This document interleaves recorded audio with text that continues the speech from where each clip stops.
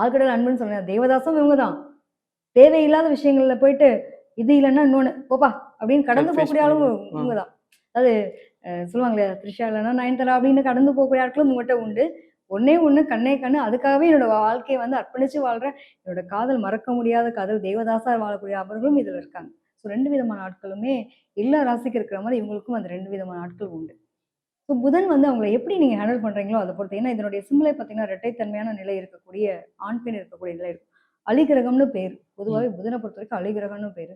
So இவ்ளோ நிலைகள் இருக்கும்போது இவங்களுடைய ராசியிலேயே வந்து குரு உட்கார்ந்திருக்கு. குரு வந்து இருக்கிற இடத்த கெடுப்பார்ன்னு வேற ஒரு விஷயம் உண்டு. இல்லையா? குரு இருக்கிறது ஒரு பக்கம் நல்லது அப்படின்னாலும், ஒரு பக்கம் கெடுதல் செய்யக்கூடிய ஒரு நபரா இருக்காரு அப்படின்னப்போ, இவங்களுடைய 3ஆம் இடத்துல கேது இருக்காரு.